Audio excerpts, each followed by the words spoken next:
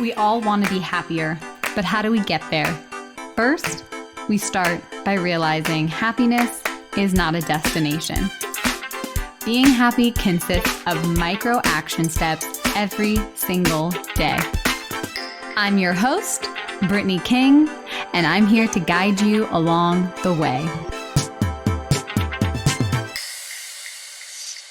Hello, my friends, and welcome back to the Positively Real podcast.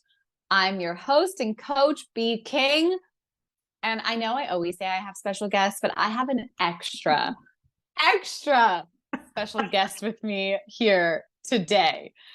I have the Tessa Kahoun on the show, on the podcast. Welcome to the show, my friend.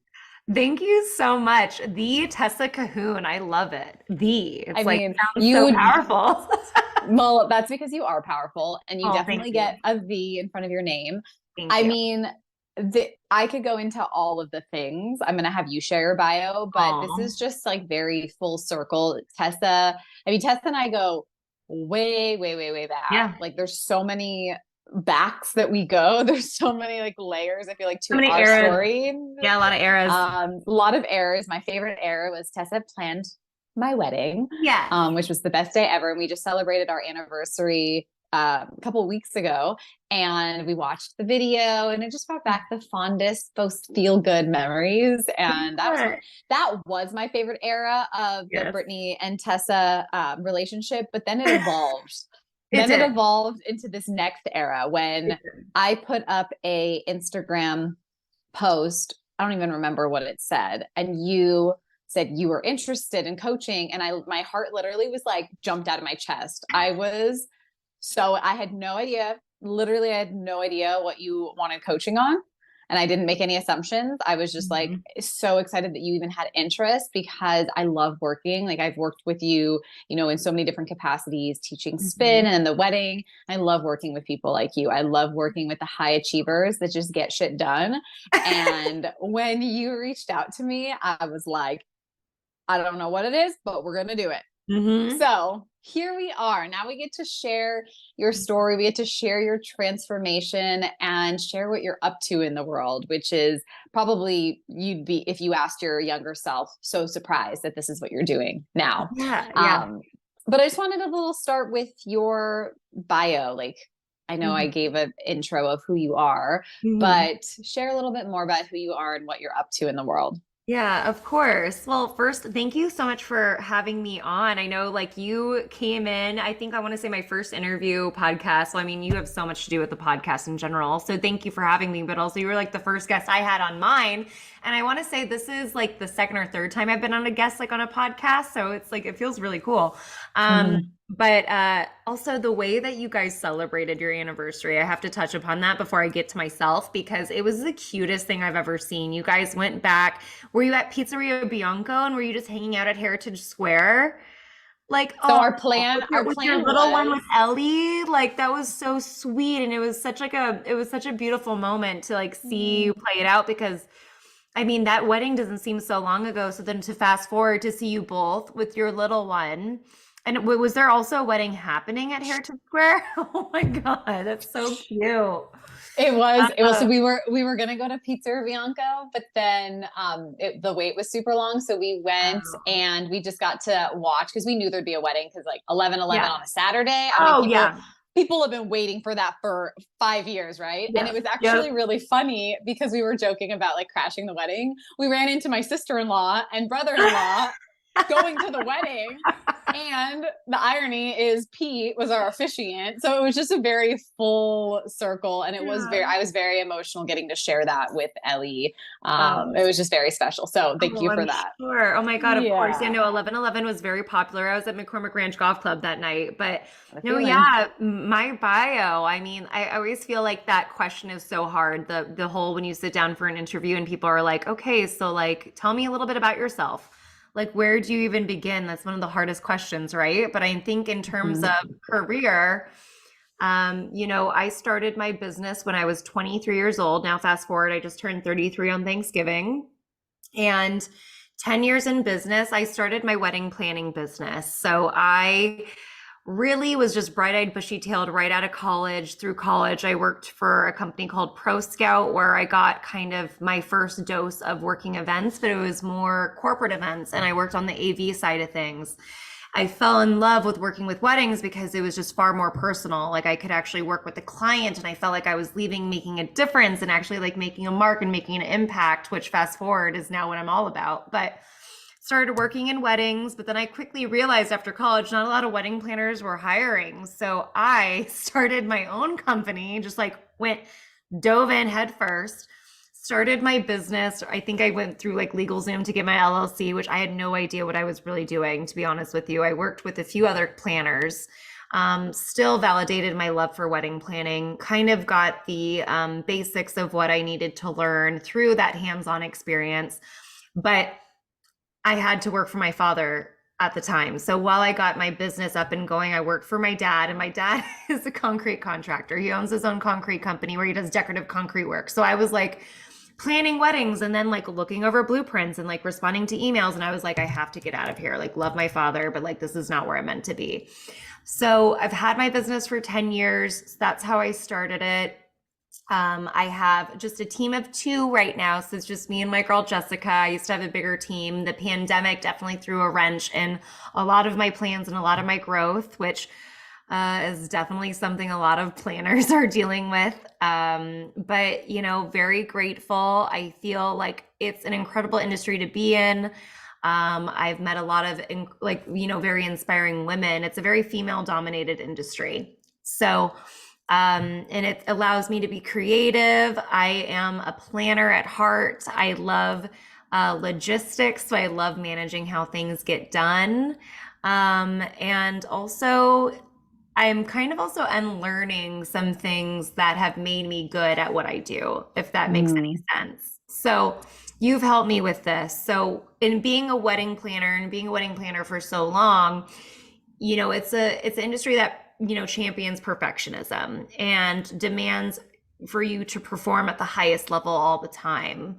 And I, for a while, was very good at that, but I was experiencing some burnout and I was feeling exhausted, and it became less fulfilling and more demanding. And I mean, it'll always be demanding. It's one of the most high pressure jobs you can have, but it kind of, as of recently, and after a year and a half, of just really reflecting and taking pause, it's also allowed me to look a little bit inward and think, okay, how can I pivot? How can I change some things? Because maybe this fast-paced work environment of like go, go, go, make things look beautiful, even if it doesn't feel right all the time, maybe this isn't working for me emotionally and mentally.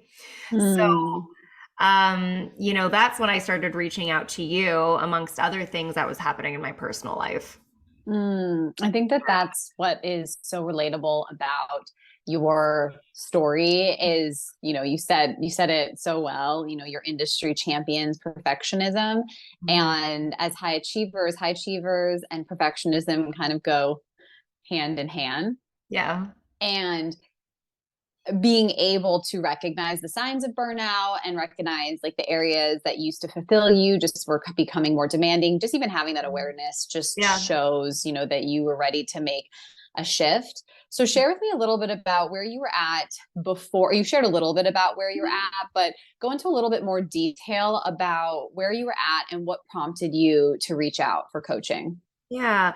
So I was very much involved in my healing journey when I had reached out to you. So a year and a half ago, I had suffered a very major traumatic event in my life that really made me take a pause and think, okay, this can't be my life. How do I need to pivot? What do I need to do to live the most fulfilled life that I want to live, and also to reach my full potential? Because I feel like this isn't it. So that event happened. I really did take a step back. I consulted with a therapist. I was working on myself, and I finally started to feel like I was coming out of my shell, but I still had a lot of fear and a lot of my own insecurities that I was very much dealing with and that I may always deal with. So when I had reached out to you, I had this small idea in my head about writing a book and potentially starting a podcast. I had started writing a book about my experience But I wanted to do more and I wanted to do something sooner. Because I mean, writing a book takes years and it takes time. I'd been feeling like I had been living in isolation for quite some time. So when I reached out to you, I was finally kind of like poking my head out of the hole and being like, okay, like I know Brittny is a very safe space. And this is the type of person I want to invest my dreams with and into. I know that this person will be receptive, not judgmental. You were just seen as a very safe space as I've known you for so long before this, whether it was in college when we initially met or in the community. I had seen what you had been doing for a long time from afar, and I was like, I want to cash in. Like, I believe in this trick. So I have this big goal, but sometimes big goals, not sometimes, often, big goals are very, very scary. So I knew that I needed somebody to help me get over the fear to create, you know, what my end goal was, which was to create this beautiful podcast that I've started, Dear Sunny. And you helped me a great deal. So thank you. It is. Honestly, I feel like everything you just said, I feel honored and privileged. I don't think that there's a nicer compliment than feeling safe with someone, because in the lens of a nervous system regulation, like safety is key to anything we want, growth, expansion.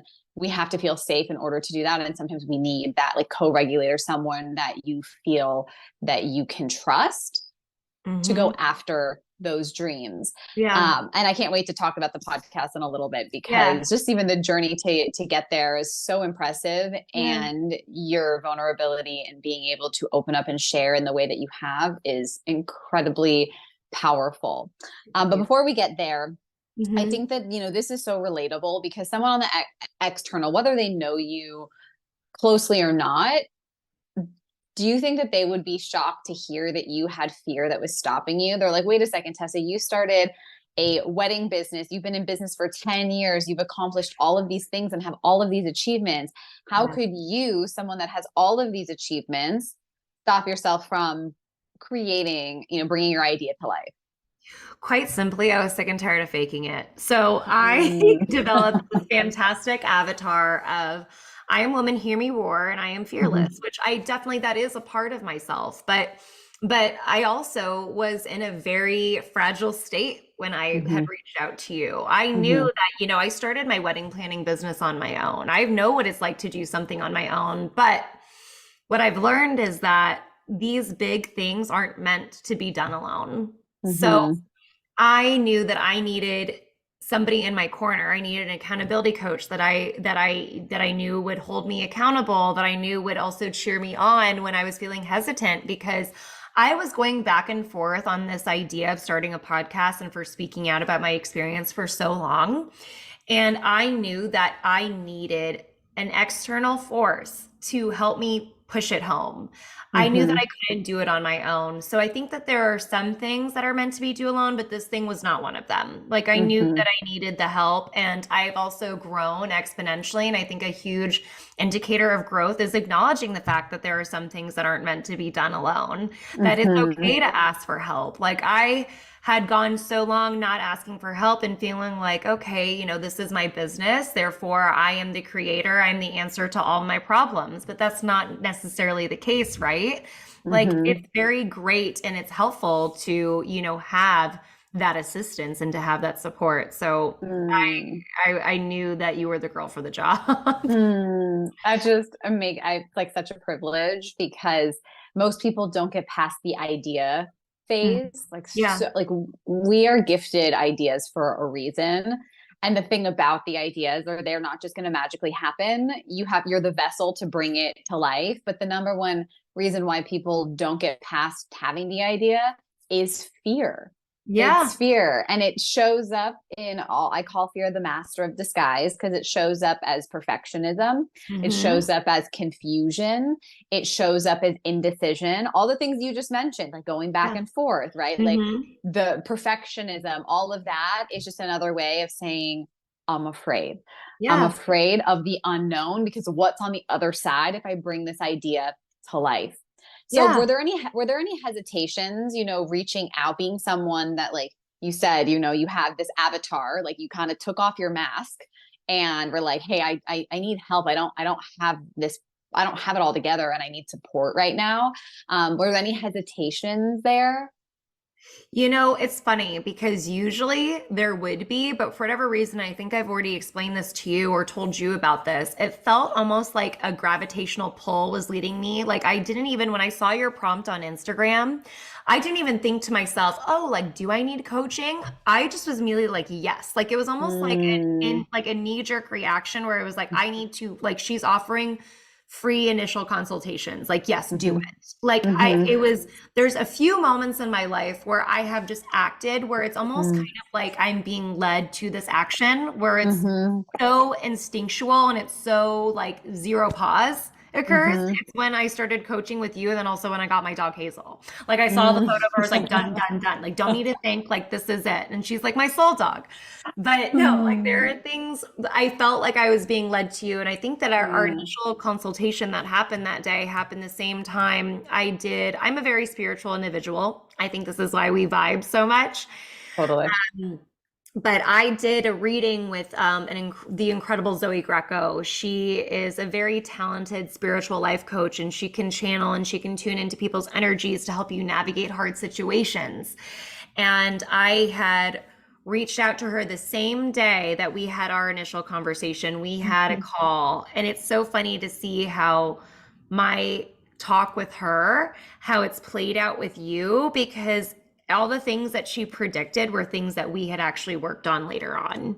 So it just kind of was, I feel like it was really the universe being like, hey, this is the path to do it. We know that you can't do it alone because you have still a lot of fear inside of you. And we know that how Tessa reacts when she is in, freeze, fight or flight, she just tends to not do anything. It's that there's zero action that takes place. And then that was not the time for zero action though. So I needed you to help me kind of push things along. So I didn't have any hesitation. It was almost just kind of like a higher power was like, hey girl, it's initial consultation. Like what's going to happen? I love that so much. Yeah. I mean, I also think because we already have like a relationship, you knew that you could trust me. But I do believe in synchronicities and in signs, and there's no coincidences. I believe that with anyone that I have a consultation with, whether I work with them or not, because it could just be a part of the conversation that sparks something in them that they go on and do the thing. I actually have a friend that we only had a consultation. It wasn't the right time to work together, but from that conversation, she started her photography business just by having one conversation, right? It's like just giving yourself that space and allowing yourself to see a different perspective, I think is so powerful. And I remember we were talking about your card reading with Zoe and the synchronicities of it. We talked about breath work, nervous system regulation, the podcast, all the things which like unfolded in those 3 months of working together. Wild. And it gave me the chills even as we just kind of reflected on that, because there are no coincidences. There are synchronicities everywhere, whether you're spiritual or not. You just have to be looking, like you have to be open to them and not being distracted. When you're distracted, you miss the signs. But when you're open and you're present and you're aware, they're right there and you can kind of feel it in your body. We are all intuitive beings. And when you have that gravitational pull towards something, you got to listen to it, because it's a really small, subtle thing that's happening in your body, whereas fear is so much louder, so much more intense feeling than the like subtle intuitive hits that we get.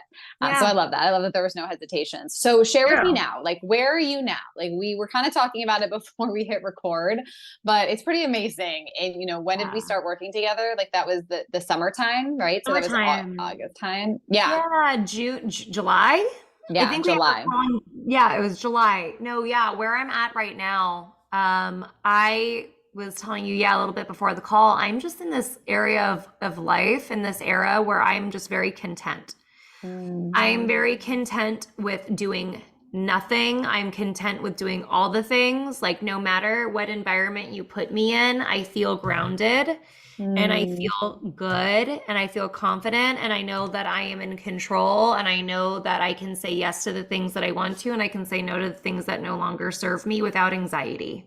ruling my Mm. life and feeling like I have to perform all the time. I feel like, I always would wake up being like, oh my God, like, how am I going to serve others today? Like, oh, like, Mhm. what do people need from me? And now it's Mhm. first, I always fill my cup. And that Mm. was something that was very challenging for me. Not only because of the way that I was raised, but also because of the line of work that I was in. Mhm. Mhm. Taking the time for myself and fueling my own soul has been huge. Mm. And it has made me this content, optimistic, grateful individual that I am today, which is huge considering where I was at a year ago. A year ago, I was at my rock bottom. So Mm. Mm. I'm in a really good place right now. And I'm Oh. just so grateful for the work that we have done and even the work that I've done on my own, despite of, Mhm. our coaching. It really Mhm. does take a level of accountability and it does take a level Mhm. of work. It doesn't come easy, but like it Mhm. came from a strong desire of this can't be my story. And like we need to Mm. change this. Mm. So yeah, that's where I'm at right now. I'm changing it and I'm living the story that I was meant to play out for the world to see. And I feel very Mm. happy about it.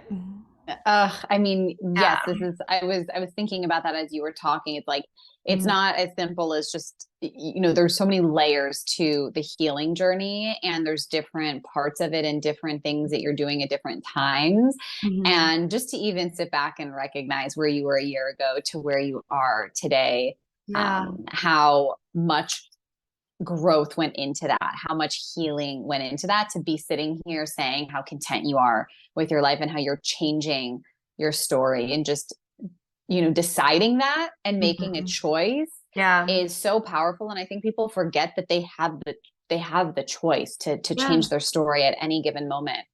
Yeah. So I'm curious, like, of the coaching that we did, we did the tangible stuff, getting the podcast, like, moving along, holding you accountable, getting you past the perfectionism blocks, the stuff that kind of like, we're like, what about this? What about this? That we were just kind of Mhm. like working through. But I'm curious about, like, what was like your biggest takeaway from coaching? What's like a lesson that, we touched on together that you're going to kind of carry with you forever? For me, I think it was, hey, like there is this spotlight effect sometimes Mm. that your reality isn't necessarily everyone else's reality. And like that really created this sense of peace inside of me because I felt Mhm. like all of my anxiety around people wanting something from me right now or people needing this out of me and people, expecting something. It's like, wait, no, people are living their own lives. Like people are busy. Like you Mhm. can relax. Mhm. That has been huge. Also sitting with Mm. my emotion. Mm. I think that I don't think, I know that I was in a pattern of numbing for quite some time, whether it was, and I know we may get into this, but just a part of my story was that I had struggled with an eating disorder for so long and that I had struggled with a reliance on Adderall. So Mhm. I had been numbing for such an extended period of time. So to have somebody say, hey, listen, in order for you to really get through this emotion, for you to dissect it so you can fully understand it and move on in a very healthy way, sitting with things has always been hard for me. But just having Mhm. a safe individual like you being like, hey, listen, until you sit with it, you're not going to be able to heal from it.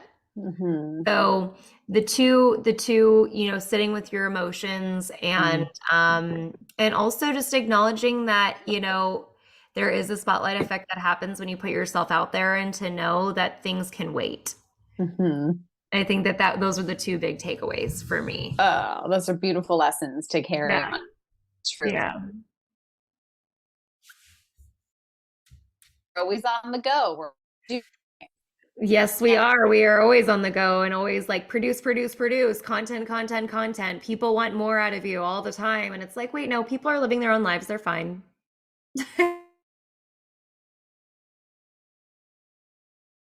Sit with your emotion. So it's just so powerful that, like, you were able to take that away, and then you get to carry that with you as you continue.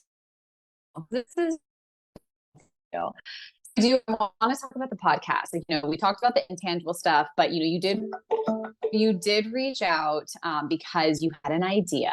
And honestly, one of my favorite sentences in the world is when someone's like, Brittny, I have an idea.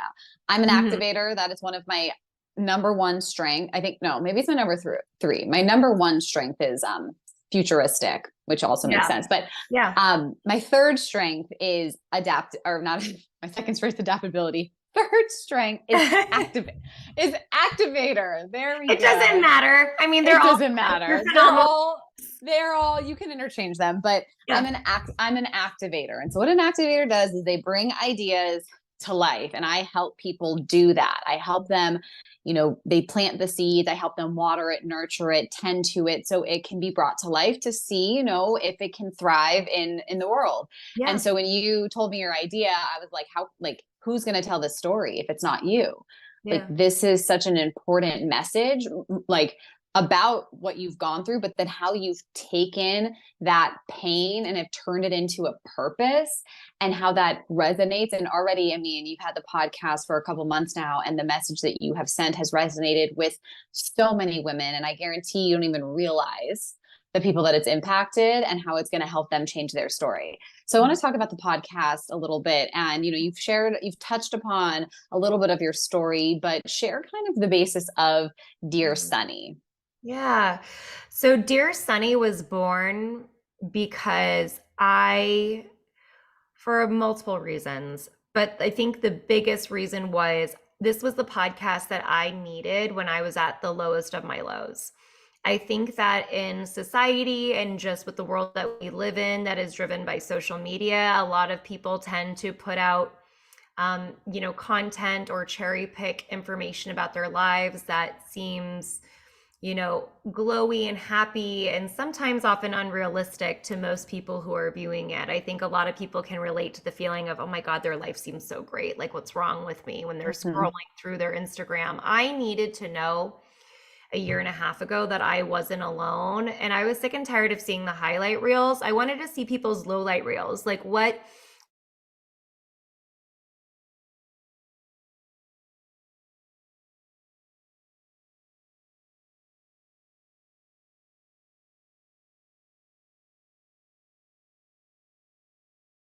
they not the back.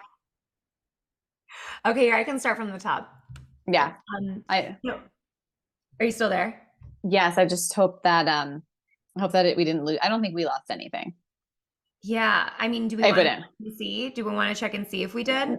No, I mean, we'll just keep sharing about Dear Sunny. And if by chance it did, we'll just have to schedule this again. But let's Girl, I've done it before. I've done it before. That was so weird. Okay. I know. God, that's so annoying. So go from the low light reel. Yeah. So, I got sick and tired of seeing everyone's highlight reel. Like, I wanted to see the low light reel. I wanted to know, what their rock bottom was and how they pulled themselves out of it. I wanted to relate to people. And I think that, a big part of relating to people is people's willingness to be vulnerable. So I really wanted to create a space where women especially could get vulnerable about the hard topics, about the hard things in their life, and then also provide a roadmap to others on how they were able to pull themselves out of it and how to turn their pain into power.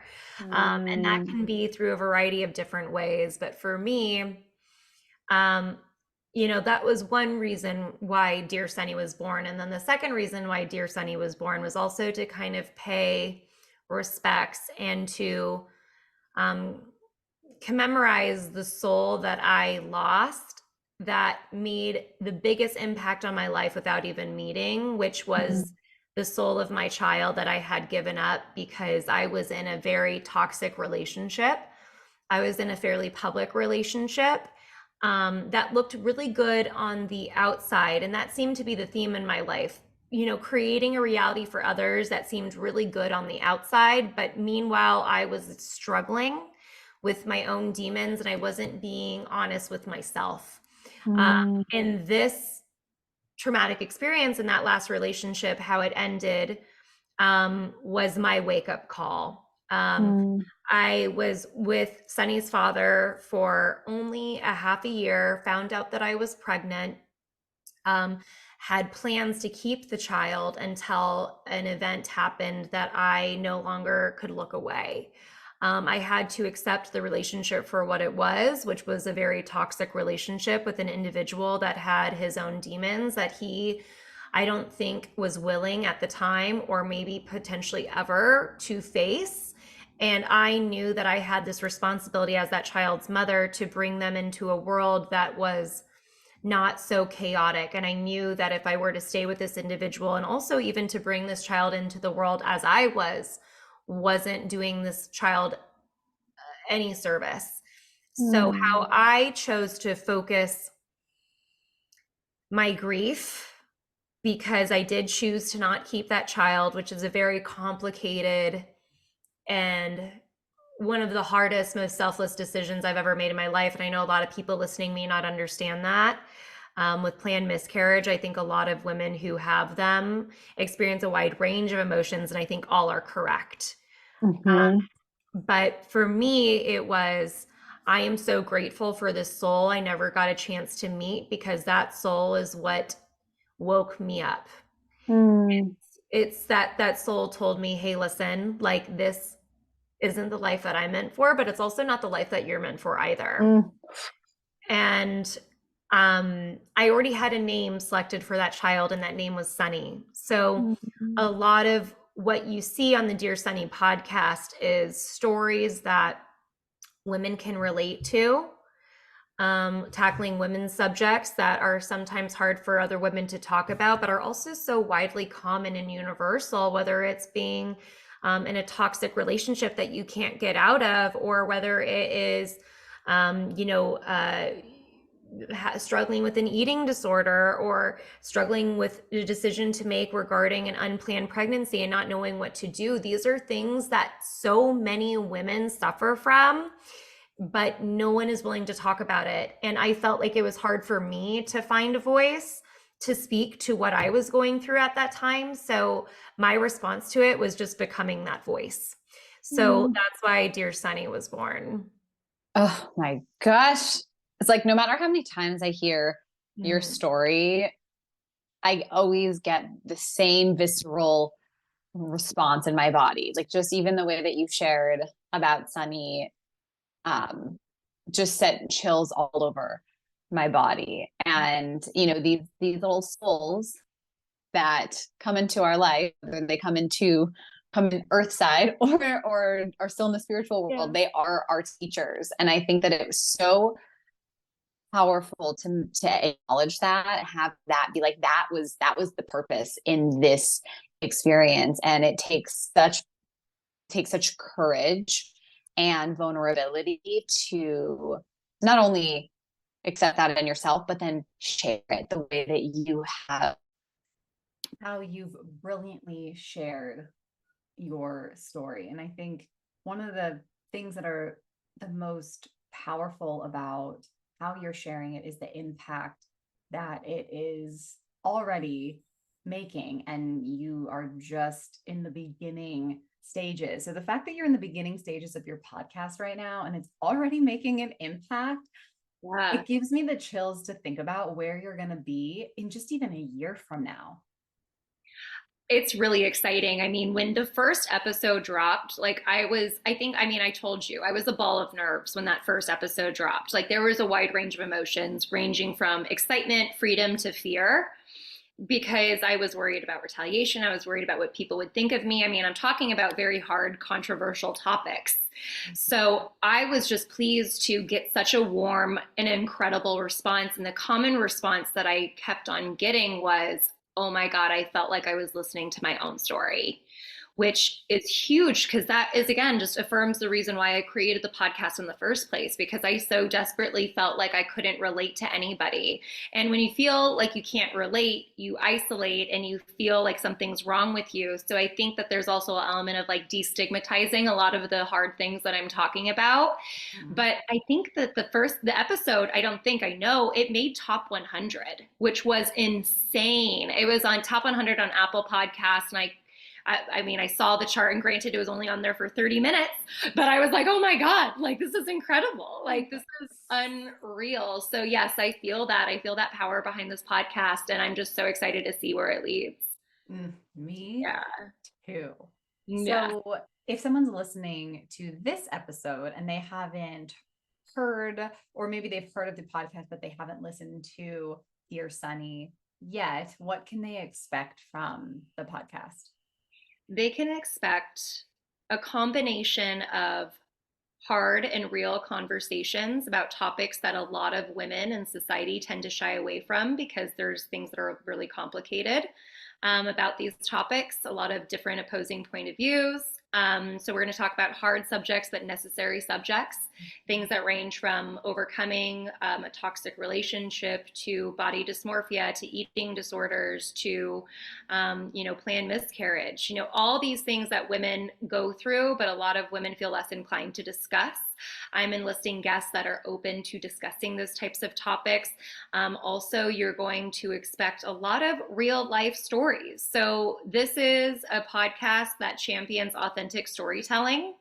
And I am enlisting some women that I admire, that I know who have gone through it, to provide a roadmap and some inspiration of how they were able to turn their pain into power. So expect some authenticity, expect some hard conversations, expect some laughs also along the way. Like my personality isn't serious all the time, nor do I want people to tune in and like have a sob story every single time that they listen to the podcast. It's going to be uplifting. It's going to be joyous, but we're also going to be challenging and taking on challenging subjects head on.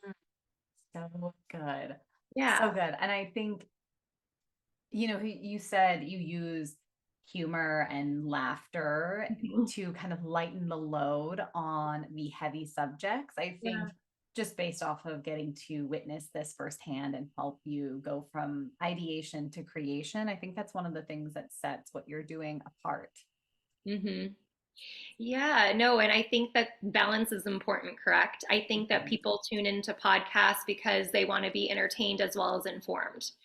So I completely acknowledge that. When I was going through my hard times, I was bouncing back and forth between Caller Daddy and Glennon Doyle. So it was like I needed that combination. I needed that comedic relief. I think that laughter is the best medicine. And granted, there's certain subject matter that, I have to kind of rein back. And there's some podcasts that are going to be a little bit more serious. But that's just not in my nature. Like my nature is to, crack a joke and kind of be a little bit sarcastic from time to time. So yeah, I do. I think that humor is important, especially when you're tackling these challenging subjects.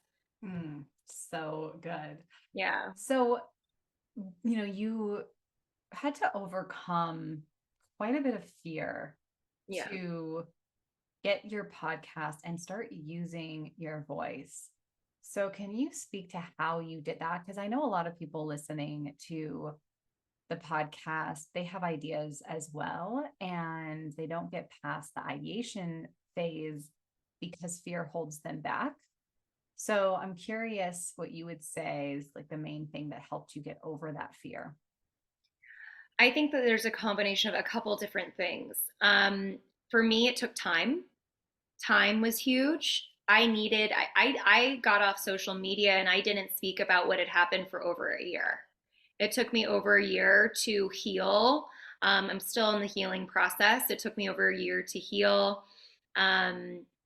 Working with a therapist was huge, but it got to the point where just staying silent, it was eating away up. It was eating away at me.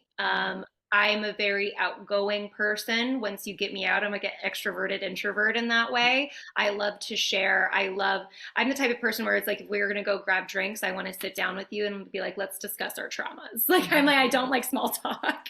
That's the type of person I am. So I love to share. I love to connect, but I just felt like I was in this place of isolation and it was just eating away at me. And I got to the point where I truly had to ask myself, who is my silence protecting?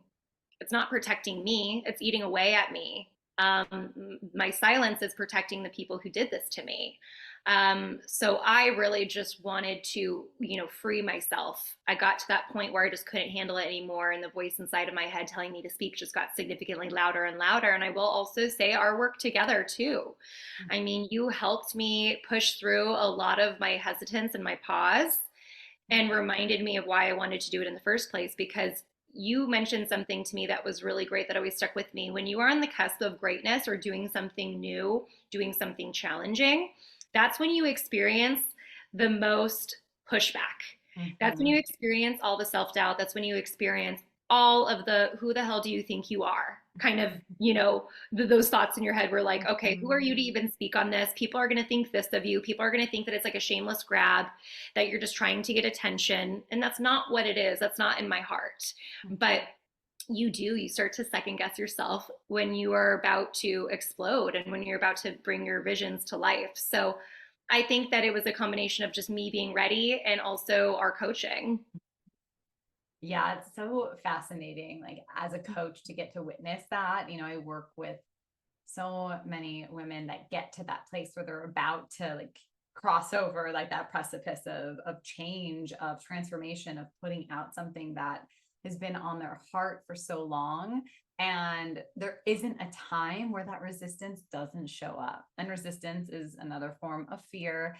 And it was just so amazing to witness you like be right there kind of on the edge of it, like looking down on the other side and being like, I don't know. And like you just had, your brain was offering you all of these different thoughts and reasons not to, and some of them are legitimate fears. Like, there's the real fear and then there's the manufactured fear. And some of the stuff that you were bringing up was legitimate. Like there was an element of safety to it.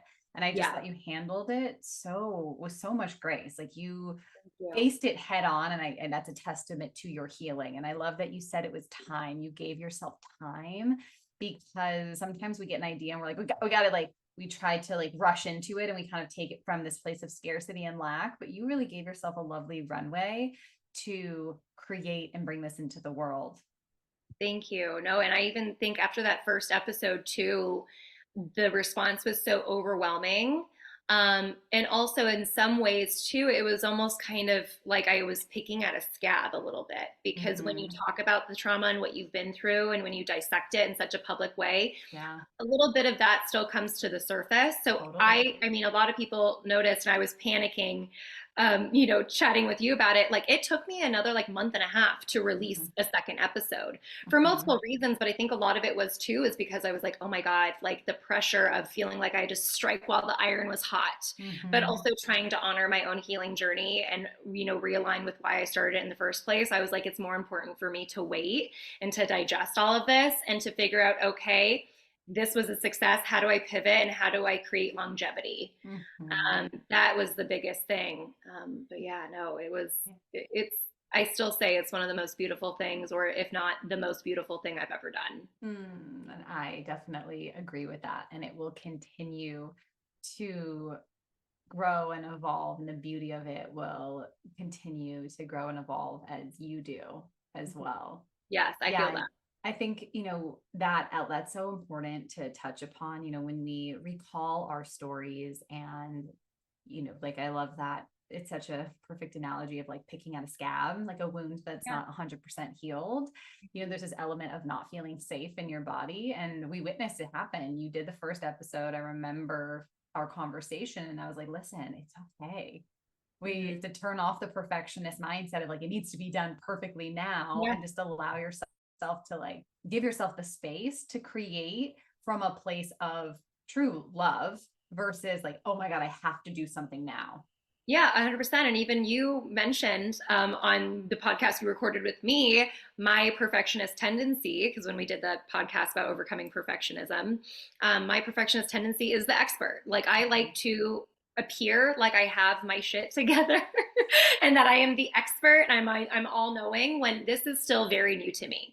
Like, let's be real. Like, I mean, editing, podcasting, scheduling, on top of still running my other business, which I do full time. It's wedding planning, which is a completely different, world. It was all very new to me, but I so badly wanted to appear like it wasn't. I know. I was like, and then I was just like, just stop. You don't have to. And you're like, I Oh don't. yeah. No. Oh yeah. Oh yeah. I created this. Oh, that was like an arbitrary deadline that I made up in my head. Like no one really cares that much like when the next episode comes out. Yeah. They're not waiting by their phone, they're not setting their alarms. Maybe one day. Maybe one day. And But, if you they know, are, but that's amazing. And yeah. it's okay. I think Yeah. that's always the lesson in those times. And that's why we set goals. That's why we do these types of things and we put our creative genius, I should say, into the world, is because it shows us like the type of person that we are and the type of person we want to become. Mhm. So it really shines a light on maybe different areas of ourselves that we're like, oh, maybe I don't want to be functioning from this place anymore. How do I want to approach this differently? And Mhm. then it just creates a completely different outcome that's better than the outcome of if you had it all figured out before you got started. Well, I agree. And then I think that the biggest word that always comes up when it comes to my brand and when it comes to Dear Sunny is authenticity. Mhm. So if I am struggling to create a facade of perfection, I'm literally going against everything that the Dear Sunny podcast stands for. Right. I was like, this doesn't even make any sense. I'm not like I'm not practicing what I preach. So I had to constantly remind myself of that. But that's what's so great is how honest you are about it. You know, it's like you look at you're like, okay, so my lighthouse is authenticity. And when I go into perfectionist mindset, which instead of trying to shut out the perfectionist, which is not helpful, we want to work with it in a really healthy, productive way. So it's not about Yeah. like getting rid of that part of you. It's about working with her. And that's what you've done with this podcast. You've taken those elements that have really served you and let go of the parts that don't. So you really have created this new and evolved version of yourself through this project. And it's just so beautiful. And it's going to be incredible to see where you are in a year I know, from I'm very now. excited. I feel like it's like my way of giving back, but I'm also it's let's be real, it's also for me too. This Yeah. podcast has been very healing and very therapeutic. Yeah. I've always been the type of person that loves to heal and to motivate others, whether it is in the spin room or whether it's in my friendships. Like I really love that. That's where I feel most fulfilled. So it's been just an incredible journey. And I hope that other people find it to be as fueling and therapeutic as I have. Yeah. Yeah, it's kind of like you just unlocked another level. Because I remember our first conversation, it was you were missing the fulfillment.